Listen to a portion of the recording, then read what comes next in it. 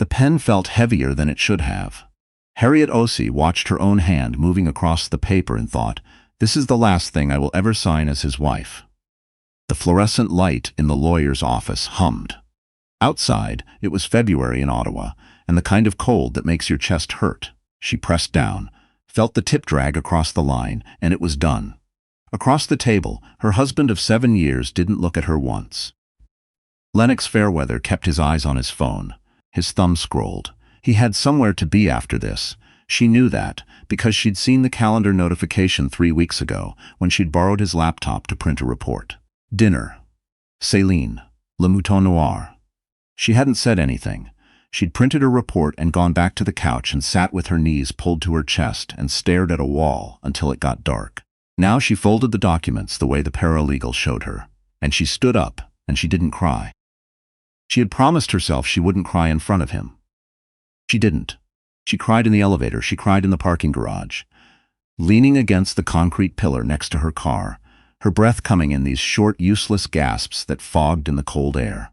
She cried the whole drive home down the Queensway, which was dangerous, and she knew it was dangerous, and she couldn't stop. What she didn't know yet, what she couldn't have known, standing in that parking garage in her good coat with her mascara ruined, was that she was 11 weeks pregnant. She found out on a Tuesday. The GP's office smelled like hand sanitizer and that particular brand of carpet cleaner that exists only in medical buildings. Harriet sat on the paper-covered exam table and listened to Dr. Patricia Ngozi say the words. And then she sat there for a very long time after Dr. Ngozi stopped talking. "I'd like you to take your time," Dr. Ngozi said, which was kind. "Thank you," Harriet said, which was automatic. She drove herself home. She sat in her car in the driveway of the apartment building she'd moved into 18 days ago. 3rd floor, 1 bedroom, a kitchen window that faced a brick wall, and she did the math.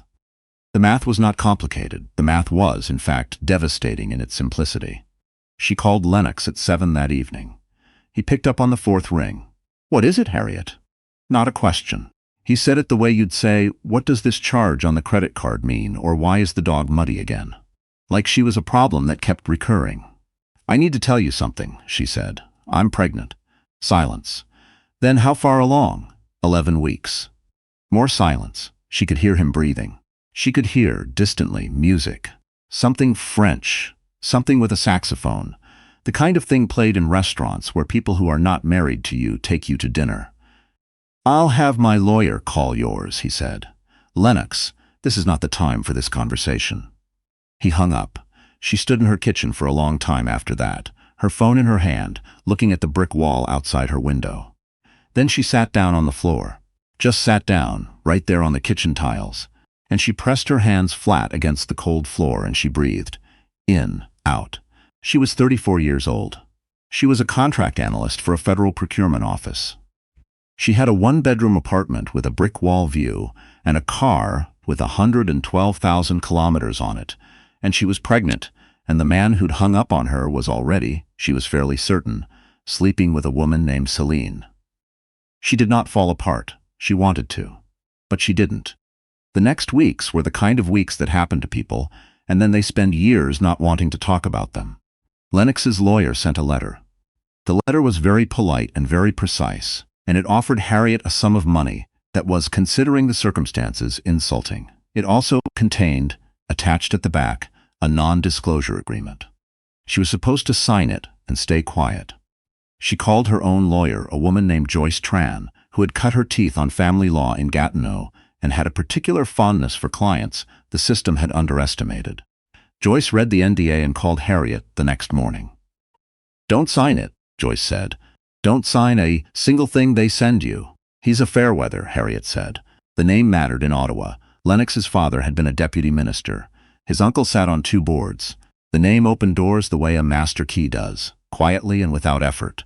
"His family has lawyers who—" "You're carrying his child," Joyce said, "and he's asking you to be silent about how this marriage ended.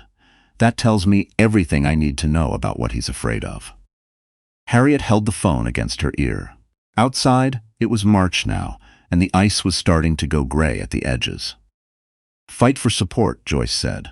"Fight for it now, before you sign anything, before the baby is here, and you're exhausted and they're counting on you being exhausted. Do you understand me? Yes, Harriet said. Good. Don't be nice about this, he wasn't. She started showing in April. Her colleague, a man named Tobias Drum, noticed first. He brought her a cup of tea without her asking and set it on her desk and said, "I hope things are going okay," in the voice people use when they already know they're not.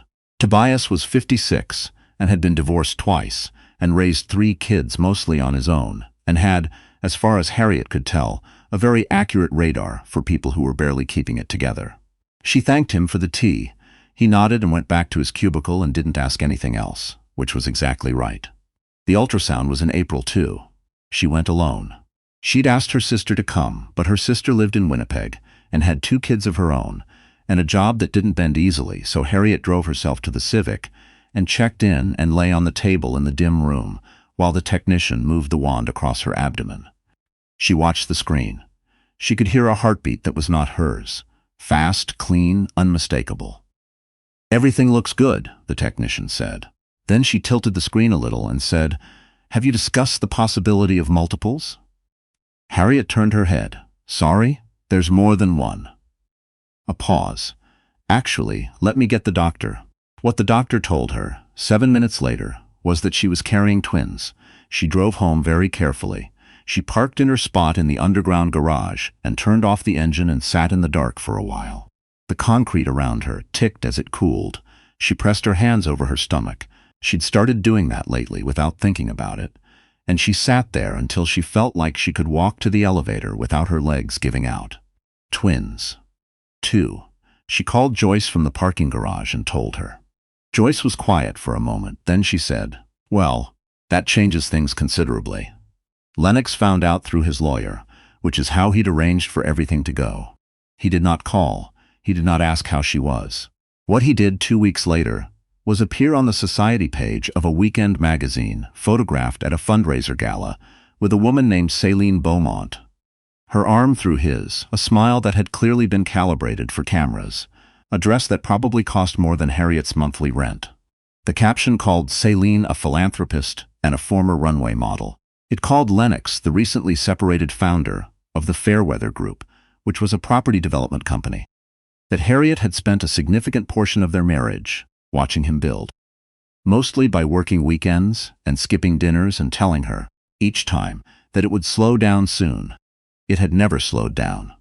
She looked at the photo for exactly 30 seconds. Then she closed the browser and went back to the spreadsheet she was working on and didn't look at it again. The twins were born in September, a boy and a girl.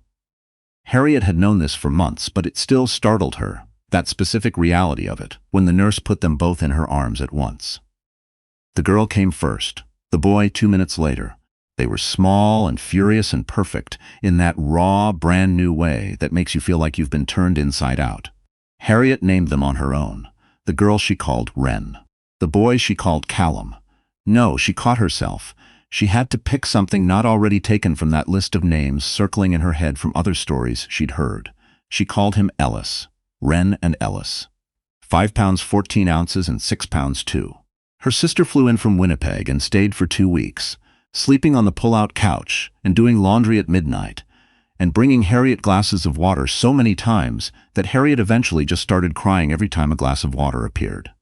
Tobias Drum sent flowers and a gift card to the grocery store with a note that said only, "You've got this." Joyce sent a very formal email about the updated child support filing and an entirely informal postscript that said, "Congratulations, Mama." Lennox did not send anything. The first year was the year she doesn't fully remember. She went back to work at 4 months because she had to. She found a daycare 2 blocks from her office that had a wait list she'd somehow gotten on before the twins were born.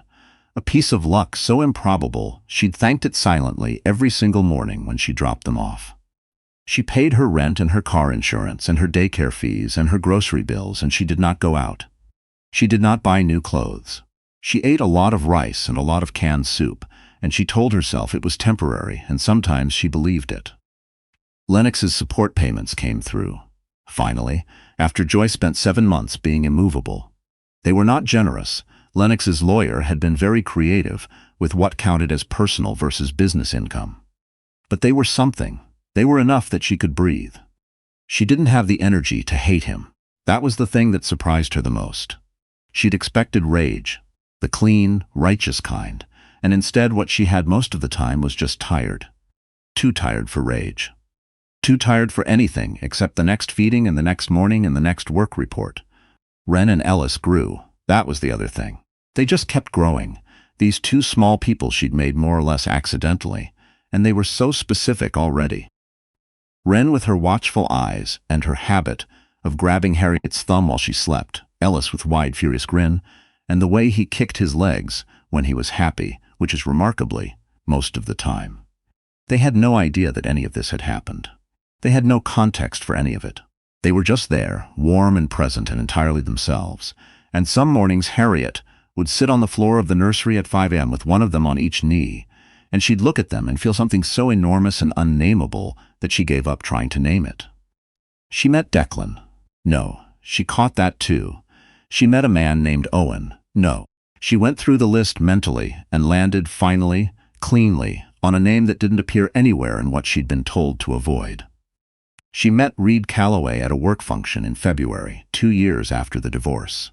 It was a procurement conference at a hotel in downtown Ottawa that she'd gone to partly because her department head asked her to, and partly because Tobias had offered to watch the twins for 3 hours, and the idea of 3 hours in a room full of adults talkings about things that weren't nap schedules felt like an almost embarrassing luxury. Reed was there because his company, a mid-sized infrastructure firm called Calloway Partners, had several contracts under review with the federal government.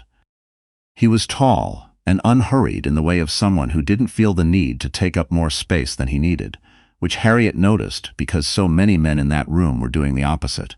He was talking to someone from finance when she walked past him, and he paused mid-sentence to hold a door open for her without making it into anything, without the little eyebrow raise that men sometimes do when they expect acknowledgement. She thanked him, he said. Of course, that was it. She saw him again at the coffee station 20 minutes later. He was reading something on his phone with a small frown, the kind of frown that isn't irritation but concentration. Whatever you're reading looks complicated, she said, because she was 2 years out of practice at talking to people. Apparently this was what came out of her. He looked up. The frown disappeared. Construction timelines, he said. They always are. Is it fixable? Most things are. He paused. Reed Calloway, Harriet, she said. OC. They talked for 40 minutes. She missed the session on revised contract compliance frameworks, which she'd actually been planning to attend, and she didn't mind at all. He asked for her card before she left. He texted 3 days later, not the same day, not 2 days later, not a week later, 3 days. She noted this with a kind of archaeological interest, the way you examine evidence of a species whose habits you've mostly forgotten. He asked if she wanted to get coffee. She said yes, and then she immediately texted her sister in Winnipeg to report that she had said yes, and that she was not sure how she felt about that. Her sister responded with approximately 9 emojis, which Harriet took as endorsement. They got coffee at a place on Elgin Street on a Saturday morning, while her sister, who had come for the weekend ostensibly to see the twins, watched Wren and Ellis with the competence of someone who had been conscripted into childcare and was deeply okay with it. The coffee place was small and warm and smelled like cardamom and espresso, and Harriet got there first and sat by the window and spent several minutes talking herself out of leaving. She didn't leave. Reed arrived 2 minutes early. He ordered a flat white and sat across from her and asked her how the rest of the conference had gone, and it went from there. He was easy to talk to in a way that felt, at first, almost suspicious. She kept waiting for the moment where he said something that would snag, the way Lennox's words had often snagged. Little barbs she wouldn't feel until later. There were no barbs. He listened in the complete way, not the waiting to speak way. He asked about her work and seemed genuinely interested in the answer. He made her laugh twice in the first 20 minutes without trying to. She told him she had twins. She said it early, on purpose, the way you set something heavy on a table so there's no question about whether it's there. He didn't miss a beat. How old? 2 in September, a boy and girl? Yeah, what are their names? She told him. He nodded, like this was information he was filing away carefully. Do you like it? He asked. Being a mum of twins? Nobody had ever asked her that before. Most people asked how she managed, which was a different question entirely, a question about logistics, about survival. He'd asked if she liked it. "I love it," she said, and was surprised to find that this was uncomplicated and completely true. They saw each other 6 more times over the next 3 months. Coffee, then dinner, then a walk along the canal on a Sunday afternoon, where Harriet pushed the stroller, and Reed walked beside her with his hands in his pockets, talking about a project his firm was building near Kanata. And Wren fell asleep, and Ellis spent 20 minutes with his face turned toward the sky like he was personally inspecting it. She did not introduce him to the twins. Not yet. She was careful about that. She'd read enough and talked to enough people to know that you're careful about that. She told Joyce about him, though, because Joyce had become over 2 years of legal combat and occasional phone calls that were not strictly about the case, something close to a friend. "Good," Joyce said. "You deserve something that isn't a fight. It's very new. I know. It can still be good." Lennox called on a Wednesday in November. He called her number directly, not through lawyers, which hadn't happened in almost 2 years. She saw his name on her screen and felt nothing, not the lurch she'd expected, not even much curiosity, just a mild wariness, the way you feel when you see a weather warning on an otherwise fine day. She answered. "I want to be involved," he said. No preamble. "With the children. I think we should discuss some kind of arrangement." She stood in her kitchen, the same apartment, though she'd painted the walls now and hung things and made it hers in ways she hadn't had the energy for in that first year, and she kept her voice level. "You haven't seen them," she said. "They're 2 years old, Lennox. You've never met them." "I know that." "Then you understand that this isn't a simple arrangement discussion." "I want to do better." He sounded, she thought, like a man who had recently been told by someone important to him that he should want to do better. "I'd like to start slowly. Supervised visits. Whatever makes sense." "Call Joyce," she said. "This conversation goes through our lawyers. You know that." He started to say something else. She hung up. She stood there for a moment. Then she called Joyce and told her. And then she called Reed because she had, without quite noticing when it happened, become someone who called Reed when things happened. And she told him too. He listened. He didn't tell her what to do. He asked how she was feeling. "Annoyed," she said. "Mostly just annoyed." "Is that normal?" "I think you're allowed to feel whatever you feel," he said. "I feel like he's about to become inconvenient." "Yeah," Reed said. "Probably." Lennox filed for access in January. Joyce had warned her this might happen. She'd said, "Once he has a new life that looks settled, sometimes they come back. It's about not looking like the kind of man who walked away from children." The filing cited his desire to be a present father. It used words like commitment to co-parenting and the children's best interests, phrases Harriet recognized as legal language for a very different conversation underneath. She sat in Joyce's office on a Tuesday afternoon and read through the documents. "He's been seeing someone new," she said. "Is that relevant?" Joyce asked. Celine ended. "I heard from a mutual contact. He's been photographed with someone else, a woman who apparently has children of her own." She set the papers down. "He wants to look like a family man." Joyce was quiet for a moment. Then she said, "Do you have documentation of his absence? The full 2 years? Every missed birthday? Every unanswered call? I logged them. You told me to log them." She'd kept a notebook. She'd started it the day the twins were born, just dates and facts, because Joyce had told her to, and she'd been too tired to argue about whether it was necessary. "Every support payment delay. Every time I requested contact and received silences." "Good," Joyce said. She looked at the notebook Harriet had placed on the desk. "This is your answer. He can say whatever he likes in that filing. What you have is 2 years of evidence." The hearing was in March. Harriet wore her good coat again. The same one, the one from the parking garage, the one she'd been wearing when she cried after the divorce. She thought about that, putting it on in the morning. She thought about that version of herself, leaning against the concrete pillar, and she felt something that wasn't quite pity and wasn't quite pride. Something more complicated. Something like, "Look how far you've walked since that day." The courtroom was smaller than she'd expected. These things always were. Lennox's lawyer spoke at length about his genuine desire to know his children, his commitment, his reformed priorities. He was very smooth. He used the word regret several times, and each time he used it, Harriet thought about the phone call, where Lennox had said, "I'll have my lawyer call yours," and hung up before she could finish a sentence. Joyce stood up. She was not dramatic about it. She had no interest in drama. She simply walked the judge through what had actually happened, in chronological order, with documentation. She presented the log. She presented the support payment records.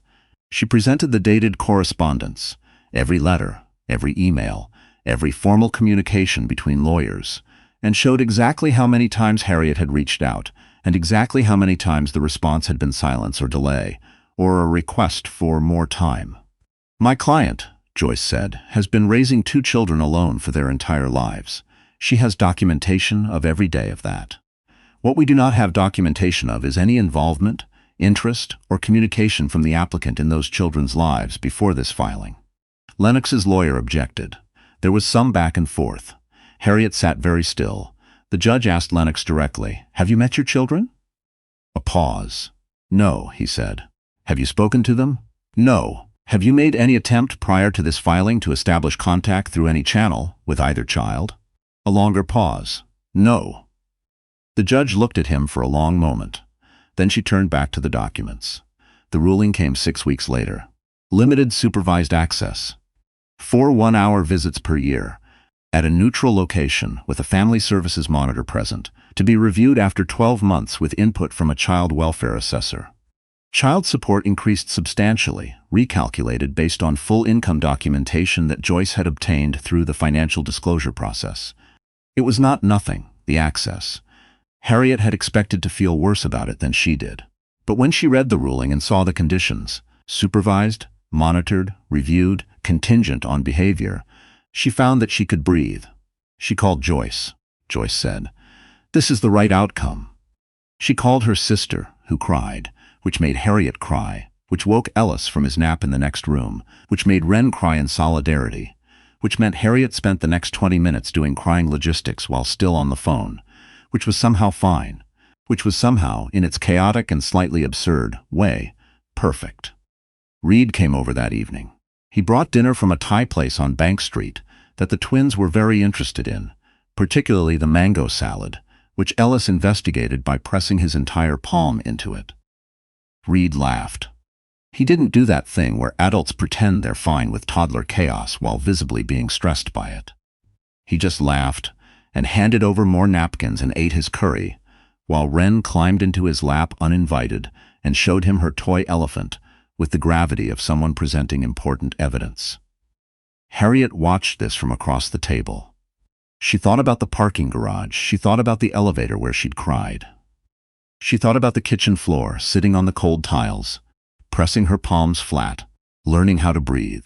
She thought about Tobias handing her a cup of tea, about Joyce saying, "Don't be nice about this," about her sister on the pull-out couch doing laundry at midnight. She thought about 2 heartbeats she'd heard in a dim room in April, fast and clean, and already entirely themselves. Reed looked up and caught her watching him. He raised an eyebrow, not a question exactly, just acknowledgement. She shook her head slightly. Nothing. Everything. Ellis tried to hand him a piece of mango, which he accepted with complete seriousness, and Wren fell asleep on his shoulder at the exact moment she ran out of things to show him, and the Thai food went cold because no one got around to finishing it. And Harriet thought, this is what after looks like. This is what you get to if you don't give up in the parking garage.